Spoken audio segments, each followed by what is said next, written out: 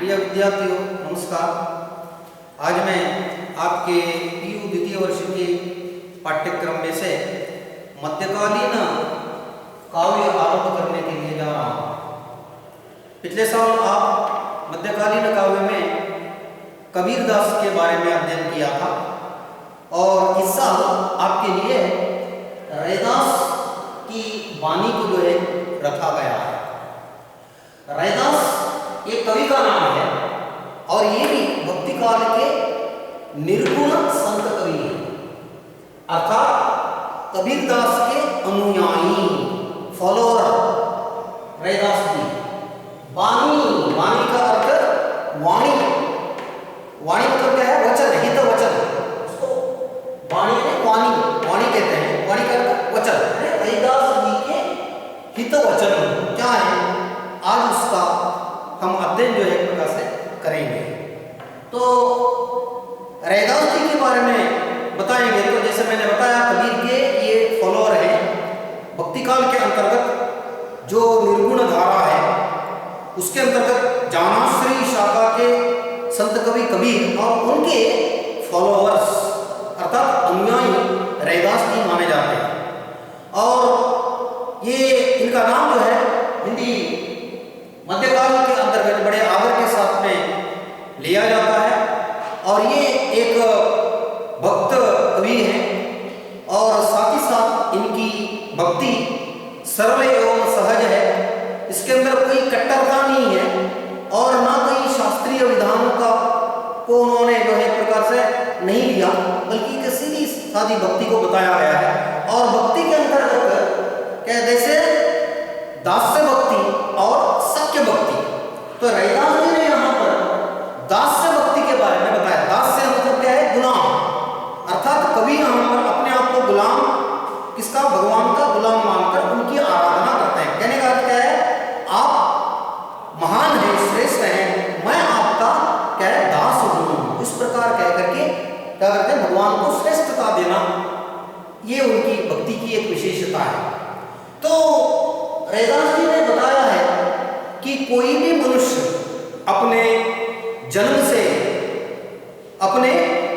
से जो नहीं एक प्रकार से या व्यवसाय से नहीं, बल्कि अपने क्या है विचारों से, अपने गुणों से महान जो एक प्रकार से समाज के अंदर बन जाता है। इस प्रकार की बात उन्होंने एक प्रकार से कही है। तो अभी आपके लिए यहाँ पर रैदास जी के 3 जो है पद लगाए गए हैं। ये बड़ा पद है और ये दूसरा वाला बिल्कुल थोड़ा छोटा पद और ये तीसरा वाला पद है। तो इस प्रकार कुल मिलाकर के 3 पद हैं। सो पहले पद में यहाँ पर रैदास जी क्या बताते हैं? रैदास जी पहले पद में बताते हैं कि आप भगवान हैं और मैं एक मामूली चीज हूँ, नाचीज हूँ, मैं आपकी आराधना करता हूँ। इस प्रकार की बात यहाँ पर बताई गई है। तो पहले पद में यहाँ पर रैदास जी की भक्ति की महिमा के बारे में वर्णन एक प्रकार से आता है। सो चलिए देखते हैं अभी इस पद के अंदर वो किस प्रकार अपनी भक्ति को जताते हैं, दिखाते हैं, इसके बारे में हम देखेंगे। तो पहला पद बता रहा है, अब कैसे छूटे राम रट लगी, प्रभु जी तुम चंदन हम पानी। तो इसका अर्थ क्या हुआ? अब कैसे छूटे, रैदास जी बताते हैं कि अब मेरे से कैसे छूटे ना, दूर हो जाना, छूट जाना, दूर हो जाना। तो वो बता रहे हैं अपने बारे में, अब मैं तुम्हारे से कैसे छूटे यानी दूर हो जाऊं। राम रट लगी, राम का अर्थ यहाँ पर भगवान, प्रभु, अर्थात रैदास जी राम के बारे में बता रहे हैं। तो यहाँ पर एक मैं बात आपको बताना चाहूंगा। यहाँ पर राम शब्द जो आया है तो ये निराकार भगवान है, निराकार प्रभु है। यहाँ पर श्री राम नहीं है। अगर श्री राम लगाएंगे तो क्या हो जाता है कि मानो ये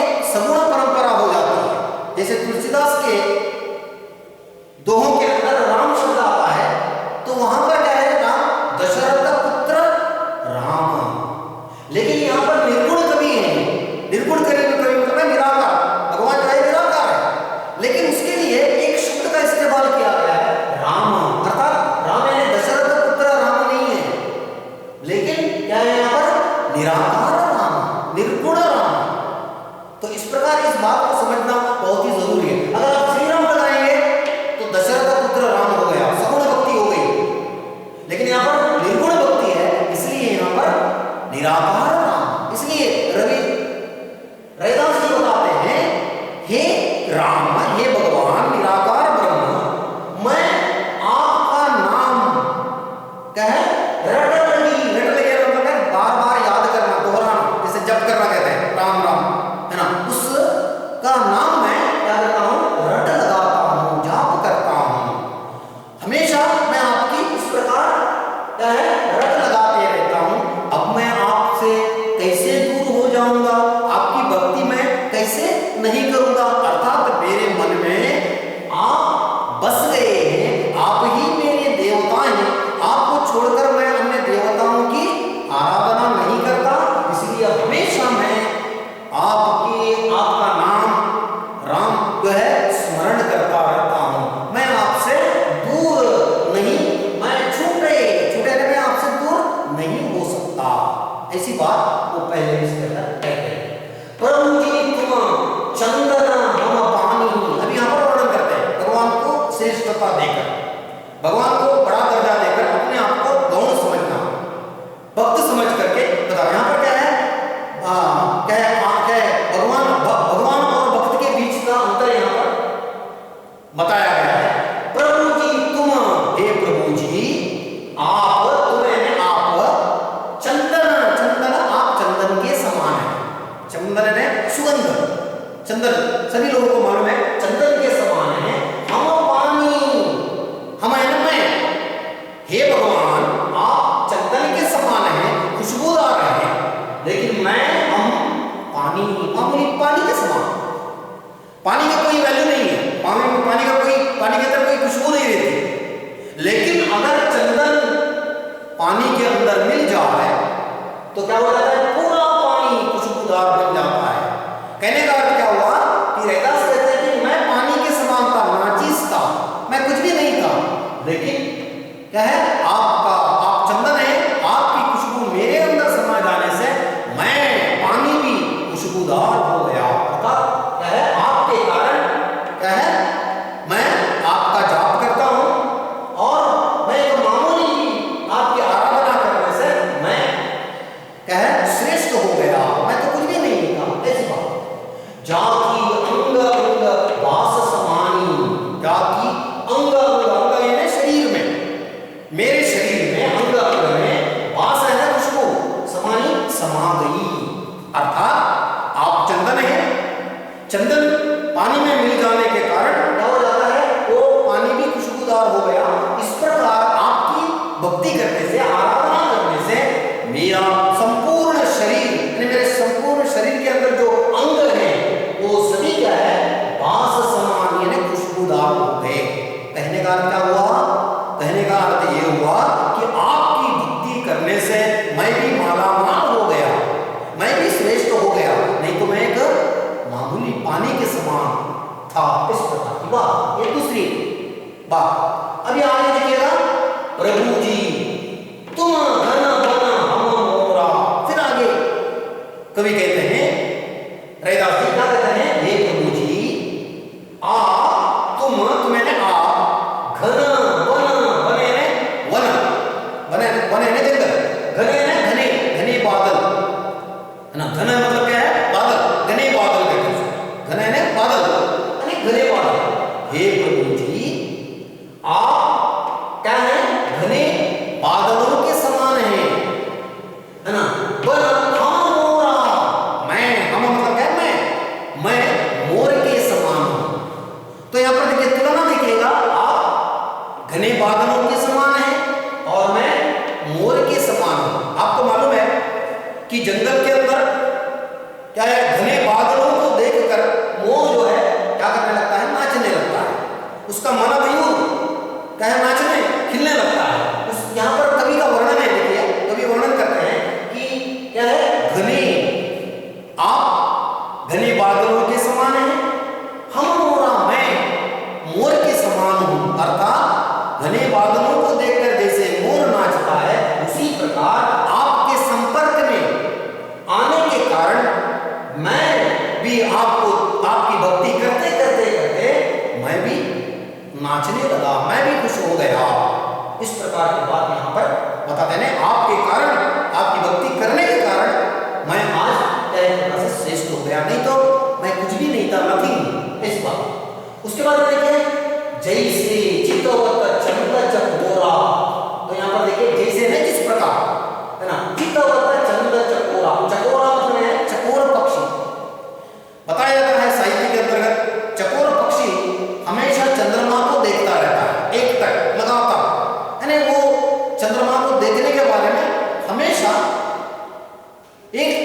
लगातार देखने की उसकी चाहत होती है, उसका एक दिलचस्पी होती है।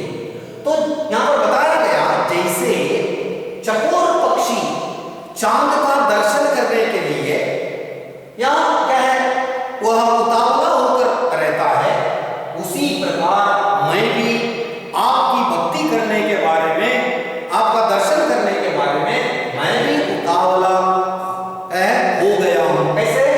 चकोर पक्षी के समान। अर्थात चकोर पक्षी चंद्रमा को देखने के बारे में इंतजार करता रहता है, उसी प्रकार मैं भी आपका दर्शन करने के लिए, आपकी भक्ति करने के लिए मैं भी एकदम उतावला हो गया हूं।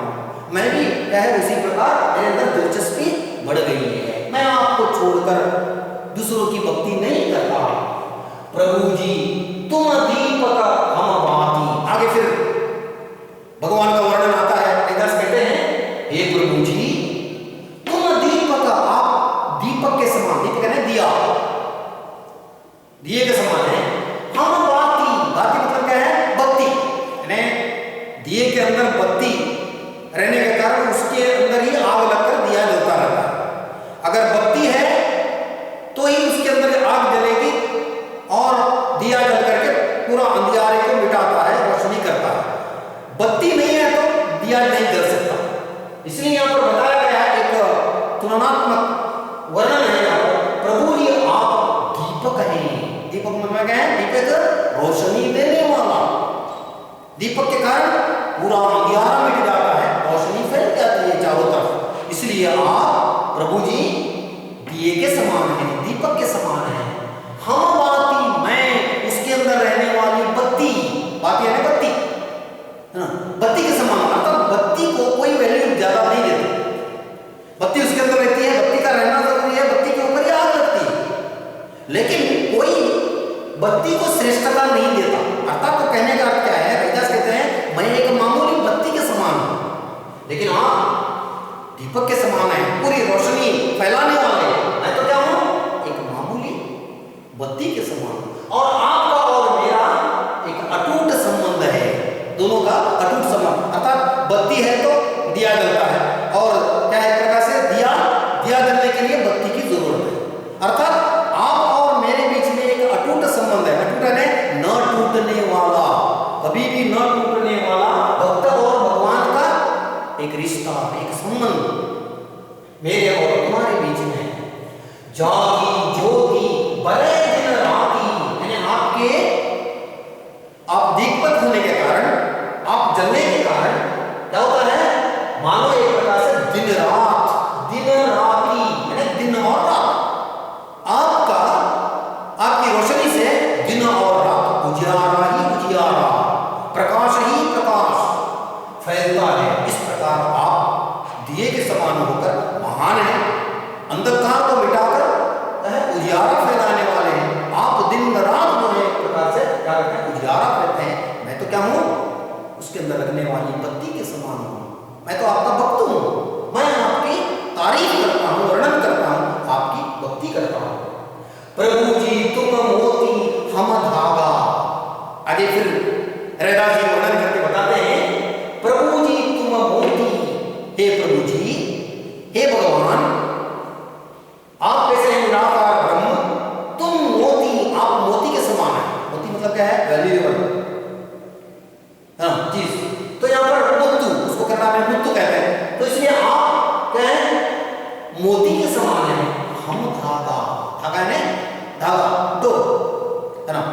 अब मोती हो, मोती एकदम कीमती होता है, अनमोल होता है, लेकिन उसको किसके अंदर पिरोते हैं हम लोग? एक धागे के अंदर। धागे के अंदर अगर उसको पिराएंगे तो माला बनकर गले के अंदर डाल सकते हैं। बिना धागे के आप क्या है? मोती के अंदर कोई रौनक नहीं आती। अर्थात रौनक नहीं आती मतलब क्या है? उसकी कोई उतनी गणना नहीं होती। जब माला बनाएंगे धागे के अंदर एक एक मोती रख करके, तो अच्छा एक बड़ा हार बनता है, एक सुंदर हार बन जाता है। इसलिए रैदास कहते हैं तुम मोती, आप मोती के समान है, हम धागा, मैं तो क्या हूं? एक धागे के समान, उसके अंदर लगने वाले धागे के समान। धागे की कोई कीमत नहीं है वहां पर। मोती की कीमत, सारे लोग मोती को वैल्यू देते हैं, लेकिन धागा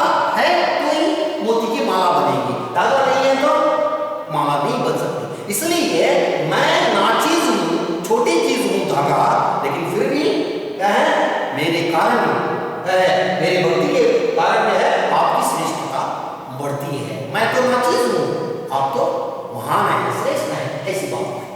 जैसे सोने मिलत सुहागा, तो यहाँ पर देखिए एक ऐसी बात आ जाती है, जैसे सोने मिलत सुहागा। सोने है ना सोना, मिलत है ना मिलना, सुहागा का अर्थ एक द्रव्य है, द्रव्य पदार्थ है ना। सो बताया जाता है कि सोने के अंदर रौनक आने के लिए, सुंदरता आने के लिए सुहागा नाम के द्रव्य की जरूरत है। जब सोने से सुहागा मिल जाता है तो सोने की वैल्यू और बढ़ जाती है, चमक बढ़ जाती है, रौनक तो एक प्रकार से बढ़ जाती है। इसलिए क्या बताया गया, सोने और सुहागा का जो मिलन है वो अटूट मिलन है, दोनों एक दूसरे से जुदा नहीं हो सकते, अलग नहीं हो सकते। इसलिए एक रविदास बताते हैं उदाहरण देकर, सोने और सुहागा का उदाहरण देकर के, जैसे सोने और सुहागा का क्या अटूट बंधन है, इसके बिना ये नहीं है, इसके बिना ये नहीं है, उसी प्रकार क्या है, एक प्रकार से क्या है, आप महान हैं, श्रेष्ठ हैं, है ना, आपकी भक्ति मैं करता हूं, है ना, ऐसी बात यहाँ पर बताई गई। अर्थात सुहागा के कारण ही सोने की चमक बढ़ती है। सुहागा गौण है यहाँ पर, नाचीज के समान है, लेकिन है ना इसकी वैल्यू जो है एक प्रकार से इसके कारण बढ़ गई। अर्थात मेरा और तुम्हारा संबंध भक्त और भगवान का संबंध है, मैं आपकी आराधना हमेशा एक प्रकार से करता हूं। ऐसी बात यहाँ पर बताकर एक उदाहरण एक प्रकार से सुहागा का दिया गया है।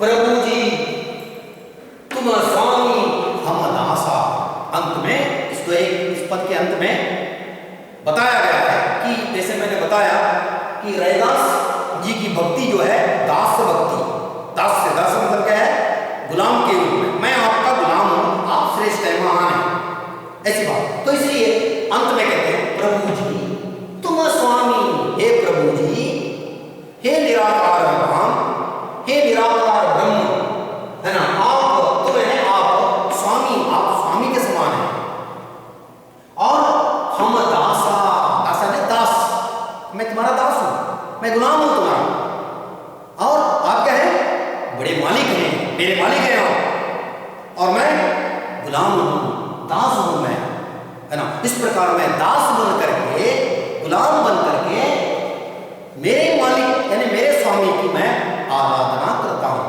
जप करता हूं, मैं उनका भजन करता हूं। ऐसी बात यहां पर बताई गई है। ऐसी भगति करे रैदास, मैं अर्थात रैदास कवि का नाम है, बताया गया है रैदास क्या है, ऐसी भक्ति में, इस प्रकार की भक्ति मैं तुम्हारी करता हूं। किसकी, निराकार ब्रह्म जी की मैं भक्ति इस प्रकार करता हूं। कैसे किस प्रकार करता हूं, जैसे मैं आपको स्वामी पर समझता हूं, जैसे आपको मैं चंदन समझता हूं, जैसे मैं आपको मोती समझता हूं, तो इस प्रकार आप जो है एक प्रकार से महान है, और मैं भक्त होने के नाते मैं एक नाचीज हूं, मैं पानी के समान हूं, और मैं बत्ती के समान हूं, है ना, तो इस प्रकार मैं मोर के समान हूं। इस प्रकार अपने आप को गौण मानकर भगवान को श्रेष्ठता देने की कोशिश इस पद के अंदर की गई है। यहाँ पर भगवान के निराकार ब्रह्म का के महिमा का वर्णन जो है पाया। तो यहाँ पर रैदास की भक्ति किस प्रकार की है, कैसे वो भगवान को श्रेष्ठता देते हैं, तो ये बात हमें इस पद के माध्यम से एक प्रकार से मालूम होती है। तो यहाँ पर ये पहला पद समाप्त एक प्रकार से होता है। अब दूसरा जो है पद हम देखेंगे।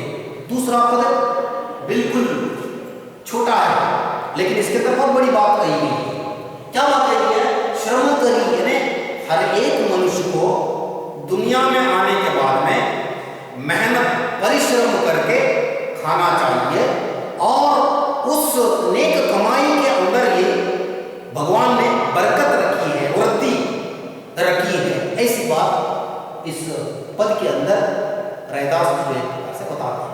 तो देख लीजिएगा कैसे है, रैदास श्रम करी खाई। रैदास जी इस पद में बताते हैं श्रम करी खाई, कहते हैं कि हर एक मनुष्य को दुनिया में आने के बाद श्रम श्रम यानी परिश्रम करके, मेहनत करके, खाई यानी खाना चाहिए। ऐसा नहीं कि दुनिया में आए, दूसरे लोग बनाए, खाए पिए, आलसी बनकर चले गए, ऐसा नहीं। हर एक मनुष्य को दुनिया में आने के बाद श्रम करके, मेहनत करके क्या करना चाहिए? खाना चाहिए। मेहनत का फल मीठा होता है, अच्छा होता है, इसलिए मेहनत करके खाने की बात क्या है, एक प्रकार से यहां पर बताते हैं। जवन पारवसाय, पारवसाय मतलब क्या है ना? वही यानी इस दुनिया में आने के बाद जो मेहनत करता है वही क्या है, एक प्रकार से उसको ही अच्छा फल मिलता है। पारवसाय, पारवसाय मतलब क्या है? उसको अच्छा फल एक प्रकार से मिलता है। मेहनत करने से उसको अच्छा पारवसाय, अच्छा फल मिलता है। अच्छे फल से वो अपने पूरे परिवार का या परिवार को, अपने कुनबे को क्या है, चला सकता है। ऐसी मेहनत जो है एक प्रकार से हमें करना चाहिए। नेक कमाई जहु करी कबहू न निहमल जाय। मनुष्य नेक यानी नेक, अच्छी कमाई, नेक कमाई मतलब क्या है? अच्छी कमाई। जहु करी, जैसे मनुष्य नेक कमाई करेगा, मेहनत करेगा, परिश्रम करेगा, किसी को टोपी नहीं डालेगा, डाका नहीं डालेगा, लेकिन अपने मेहनत से पसीना क्या है, मेहनत करके पसीना बहा करके जो नेक कमाई करता है, जो करी नेक कमाई करता है, कबहू न निहफल जाय। कभी भी ऐसी कमाई निहफल, निहफल है निष्फल, कभी भी निष्फल नहीं जाती। अर्थात भगवान परिश्रम करने वाले को हमेशा आसरा रहता है। भगवान को अगर हम टोपी डालते हैं, धोखा डालते हैं किसी को, वो पैसा एक प्रकार से कभी भी रहने वाला नहीं है। जैसे एक हाथ में आएगा, दूसरे हाथ से चला जाएगा। लेकिन अगर मेहनत करके जो इंसान कमाता है, वो उसके अंदर बरकत होती है, वृद्धि होती है। मालूम ही नहीं पड़ता कि एक क्या है, 1000 रुपए के अंदर कितने काम हो जाते हैं। और कुछ टोपी डाल करके जो लोग कमाते हैं, वो पैसा ऐसे ही 1 मिनट के अंदर यूं ही चला जाता है। लेकिन 1000 मेहनत की पैसे के अंदर कितना ही काम, वृद्धि का काम हो जाता है। इसलिए यहाँ पर रहेगा बताते हैं, कबहू न निहफल जाय, कभी भी मेहनत का फल निष्फल नहीं जाता। इसलिए हर एक मनुष्य को क्या करना चाहिए?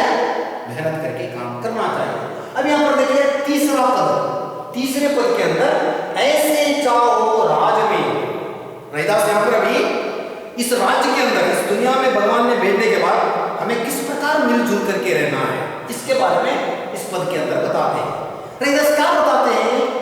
ऐसे चाहो राज्य में, ऐसे एक राज्य होना चाहिए, ऐसी एक राज्य की परिकल्पना होनी चाहिए जिस राज्य में जहां मिले सबन को अन्न, मिले सबन, सबन यानी सभी लोगों को, अन्न यानी भोजन मिले सारे लोगों को। जितने भी इस दुनिया के अंदर लोग हैं, राज्य के अंदर लोग हैं, वो लोग कोई भी भूखे न रहे, सभी लोगों को अन्न मिले, खुश रहे। बस ऐसा राज्य होना चाहिए। ना कि कोई ऊंचा, ना कोई बड़ा, ना कोई गरीब, अमीर, करोड़पति, ऐसा नहीं, बल्कि सारे लोगों को, सभी लोगों को अन्न मिले। लोग सारे के सारे गरीब हो, है ना, छोटे क्यों ना हो, बड़े खुश से रहे, वो राज्य बहुत अच्छा राज्य होता है। छोटो बड़ो सब समवसय, छोटो बड़ा मतलब क्या है? छोटे हो या बड़े लोग हो, अमीर हो, सारे लोग सभी है ना, समवसय, समान रूप से, एकता के रूप में, न कोई भेदभाव के रूप में, न कोई जात पात का बोलबाला, सभी लोगों को अन्न मिले, सारे खुश रहे। इस प्रकार का राज्य होना चाहिए। रैदास है प्रसन्न, रैदास जी कहते हैं कि क्या कहते हैं कि सारे लोग भोजन खाकर, अन्न खाकर, मेहनत करके जो मिला उसके अंदर प्रसन्न रहे। ऐसा प्रसन्न राज्य अच्छा राज्य होता है। वो जो बड़ा पैसे वाला, मालदार ऐसे जो होते हैं, वो राज्य अच्छा राज्य नहीं होता। इसलिए सभी लोगों को अन्न मिले, वक्त का भोजन मिले, उस राज्य के अंदर एक शांति रहती है, सुकून रहता है, एकता रहता है, भेदभाव नहीं रहता, सारे लोग मिलजुल कर भाईचारे से रहते हैं। इस प्रकार इस तीनों पदों के अंदर बड़ी बात रैदास जी ने कही है। बिल्कुल छोटे ये पद है लेकिन बहुत ही बड़ी बात रैदास जी ने बताई है। सो रैदास जी ने साबित करके दिखाया है कि संत कबीर के समान ये उनके फॉलोअर होने के नाते अपने अंदर भी जो कुछ भी बात बताई है ये समाज के अंदर अपने अनुभव के माध्यम से, अपने ज्ञान के माध्यम से हासिल करके उन्होंने अपने पदों के अंदर बताया है। तो इस प्रकार यहाँ पर रैदास वाणी ये जो है मध्यकालीन काव्य यहाँ पर समाप्त होता है। नमस्कार।